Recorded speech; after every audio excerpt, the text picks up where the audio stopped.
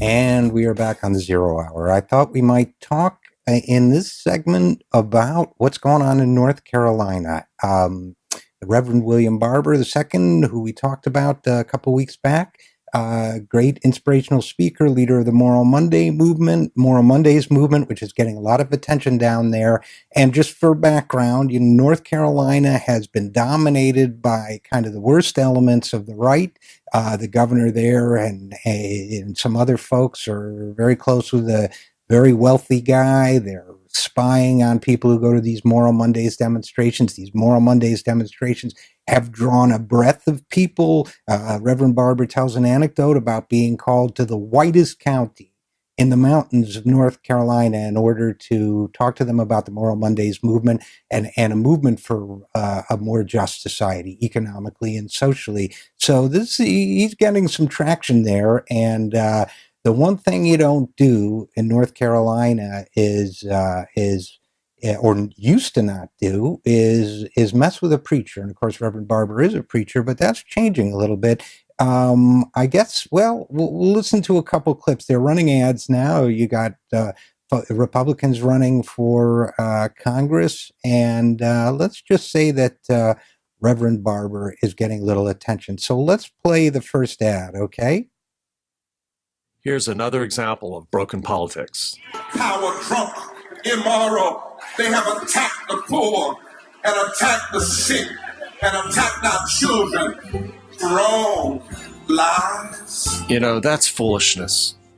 I'm Bruce Von Cannon.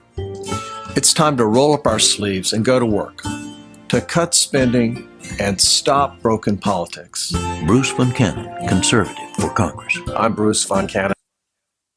Yeah, he's Bruce Von Cannon, and he approved this message. I'll tell you, that's ad number one. And of course, the clips he was playing were clips of Reverend Barber. And it's interesting because he says he tries to portray the Reverend as being politics as usual, when politics as usual does not usually involve a prophetic moral objection to a politics that represents the wealthy and not the people, which of course is what Bruce Von Cannon is running to perpetrate and increase. Let's hear the second ad.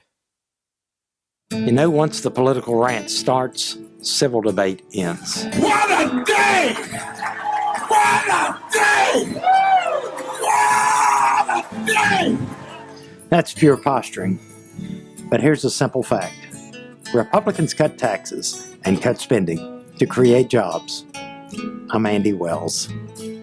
Andy Wells, conservative, Republican for state senate. See, a couple things about this. First of all, because you're probably hearing this on the radio and you haven't seen these ads, I got to tell you, both of these guys look like the villains out of a Charles Dickens novel. They look like, they should have names like Mr. Pennypacker or Pincher or whatever.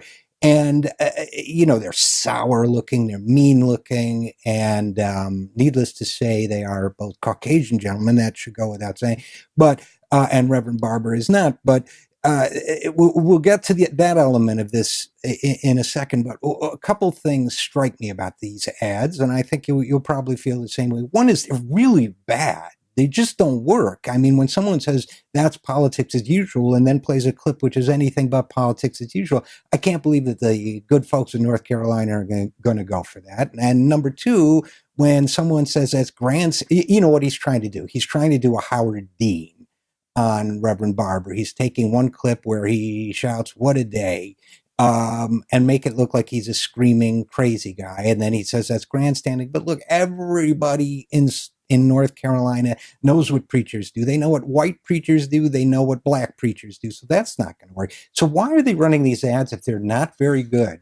Could it be, now we're just speculating here, but could it be that what they're really doing, because remember, these are television ads, is reminding people that their political opponents are associated with and indirectly at least being helped by black people?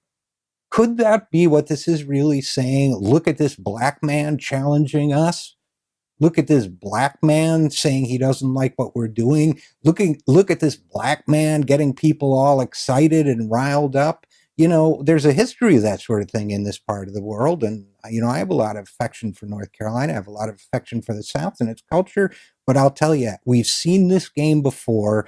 And ask yourself, when this was going on in the 1960s, who won that battle? Was it Bull Connor, the sheriff? Was it Lester Maddox, the governor? Or was it Martin Luther King, the reverend?